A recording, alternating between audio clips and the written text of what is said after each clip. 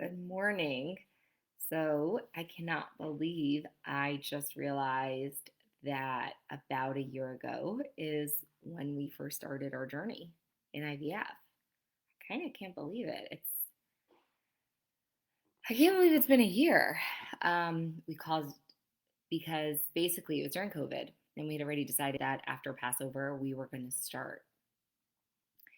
And I called my doctor and scheduled an appointment that's actually that matched up with my next cycle, which is in another week. But this is kind of my anniversary of when it all started.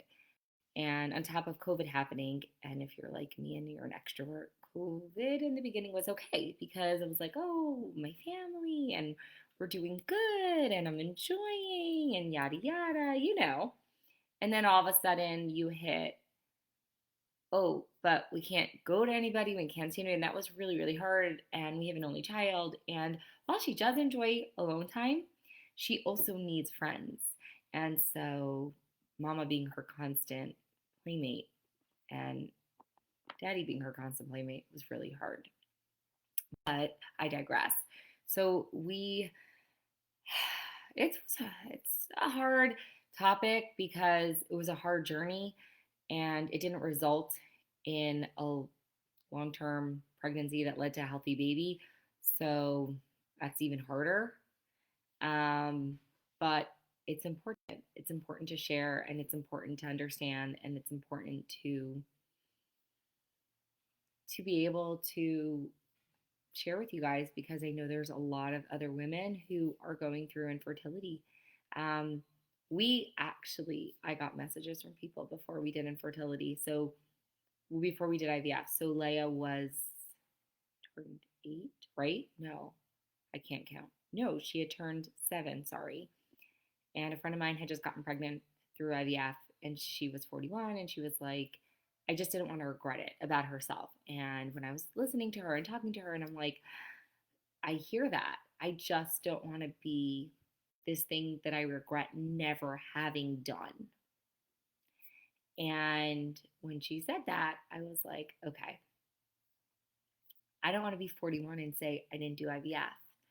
It's okay. I'll get over my fear of needles, which I didn't. Actually, got a little worse. I started seeing a therapist, which she was great at the time. I didn't continue with her because that's a story for another day. But I started, doing all the prep work, right? And my two biggest fears were weight gain because I'd already lost 45 pounds and I didn't want to gain it back. And my second big fear was my needles. And I'm not sure which one was a greater fear. Not gonna lie, I was kind of stressed about both. And it's a scary process you're going into. There's so many unknowns, there's so many variables, and the doctor never tells you it's everything's going to happen on this exact day because you're going in constantly 2 to 3 times a week to have blood work done, to have an ultrasound done, so that they can see where your body is holding, what you need to be doing, yada yada. And so that's stressful because I like to know what's going on for the most part. And I try to be as go with the flow as I can. I can't promise I'm super go with the flow, but I try. And that was really hard not knowing this is exactly what's going to be happening when it's going to be happening. And then the next challenge was obviously they started with the needles, and I'm going, what is up? Oh, so first you get put on birth control because they want to dictate your cycle so that they can plan it better. I don't know, they explained it. It's a year ago. I don't remember why they put me on birth control. And then they start with the shots. And okay, so I was like, we got this. And I actually have videos, they're like 3 minutes long of me trying to do the needle. So at first I was like, I'm going to be really big and I'm going to do this. And I let us off. I couldn't do it. Very quickly we figured that out. And I let us off do the first shot, the first night. That was hard. And then it came the next night. And I was like, okay, we're gonna do this. But I just mentally couldn't and emotionally couldn't. And then on top of it, to be fair to myself, I wasn't ready in the sense of, um, I wasn't ready for the hormonal crazy that you go through when doing IVF. I was not ready for that at all. And you're like, you really aren't yourself. And for like 3 weeks, because you're on all these hormonal medications, 4 weeks almost. And you're like, what is wrong with me? But at the same time, you can't do anything about it. So for the 2 weeks that I had to do the needles and for the egg retrieval, um, it was hard. I was a crazy mess. And yeah, it was not fun. I don't know how else to say that. I was hormonal, I was emotional. I would not let Azaf come near me with a needle. Eventually, I let him the first couple nights, but it got to the point by the third night where I was like, I didn't even want him to come home because him coming home meant he was going to prick me with a needle, and I was already going crazy from more of the hormones. Part of it is going to be explained in why I was even crazier than some women. Um, so eventually, we hired a nurse. She came to the house every single day um, to give me a needle, to give me a prick. That was probably the hardest part, and the hormonal crazy is the second hardest part. So when we did the egg retrieval, I was so exhausted hormonally and emotionally and physically at this point. I had a very hard time letting them do the IV drip to put me down to sleep. Oh my gosh, I'm laughing about it now. It wasn't so funny when it happened. There was 4 people holding me down to do the IV because I was just exhausted. That's really what it was. I was just I get blood work done and I'm okay with that. I think this was just to an extreme level. And so it was a lot harder. And the other reason I'm laughing is because when I'm in pain, I laugh. It just is what I do. I broke my foot once and I went into the ER and I was laughing and they didn't believe me that my foot was broken. And it was. Um, and then when they did the egg retrieval, the doctor, and I'm only sharing this number because it doesn't really matter, because you can have one egg and get pregnant that becomes an embryo, or like me, you could have 43.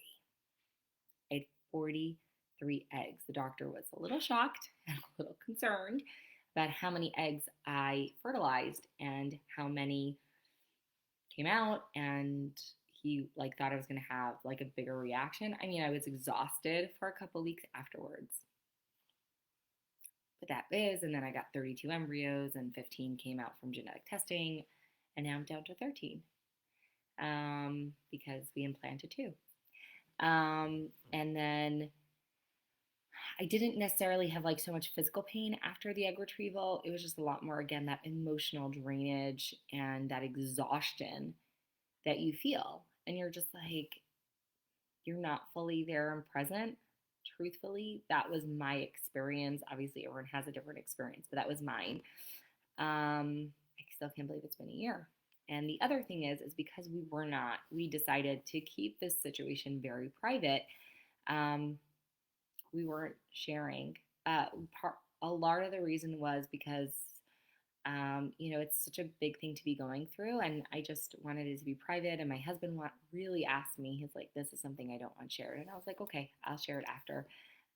Like me, I thought I was going to share it after, like when I pop out babies, and everyone's like, "What? You were pregnant?" I'm like, "Yeah, I kept it a secret."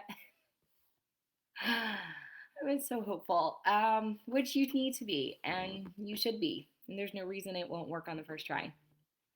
Um, and then So that's what happens. And then we keep, yeah. So, um, okay, so we finished the first part of the egg retrieval, and I had already gained about 10 pounds at this point, and I was not thrilled because I wasn't telling people I was pregnant, and I show my face all the time, and I was just like feeling bloated and frustrated and uncomfortable, when in reality, I should have just been more at peace and loved myself more, and it would have been okay. Um, and then we did the second part, which is the transfer, which you gain a lot more weight in because for me, I was very, very sick. And the other thing was I was very sick. I had a very strong reaction to the progesterone. With Leia, when I was pregnant, your body's producing its own progesterone. I threw up starting at 2 weeks. Being pregnant, which is very, very, very early. And people were like, "Oh, you're pregnant," because they heard me throwing up. And I'm like, there's nothing to talk about because I wasn't really planning on telling anyone until I was 3 months pregnant. But it was very obvious very early on with Leia that I was pregnant. So here, our close family and friends knew, a couple of our friends knew that we were going through IVF, but most of them thought we were only up to the retrieval part because we didn't tell anybody when the retrieval was going on. We just didn't want anyone to know. It was this kind of thing that like I knew I might be sick during the transfer and people might be like, "Oh, she's doing the transfer now." And I just didn't want anyone to know like, "Oh, they got pregnant today." I don't know. It was just this kind of thing that like I actually just wanted private. And so, and each to their own, some of my friends have shared their journeys and their stories in full. And I think it's beautiful that they're able to share it while they're going through it. For me, this was what I needed. I needed to be able to kind of be inward a little bit. And I noticed that, and of course, the weight gain, right? I gained 25 pounds during the process. And that was really hard for me. But I think one of the things, and it took me almost 6 months to be ready to lose the weight because I realized something very important. I had to love me. I had to love me again, regardless of my size. You see, the first time I lost my weight 3.5 years ago, I did come into my journey hating who I had become. And this time around, I knew that, and it worked because I was able to get on and I was able to do plan and I was able to get healthy even though I hated myself because I very quickly got excited about the weight loss. I got excited about everything. And I got excited about my newfound energy and all the things I was going through. Whereas in this time around, it was different because this time around, my journey, I was coming from such a grieving place. I had lost the pregnancy. We were pregnant for about 2 weeks, and then it just didn't take. Um, so it's not a real miscarriage. It's kind of called a failed transfer. You could Nobody puts a price tag on grief, especially since the minute the doctor calls you after the transfer, 2 days later, and you test positive on a pregnancy test, a blood work pregnancy test, you're just so excited and you're just like, I'm finally pregnant. And then you're not. And so, however you want to translate it, it's my choice to translate my journey how I want to translate my journey. And then ultimately, it just took me time. And so now I'm finally down 10 pounds and I feel good about myself, not just because I've lost 10 pounds, but I was celebrating me before.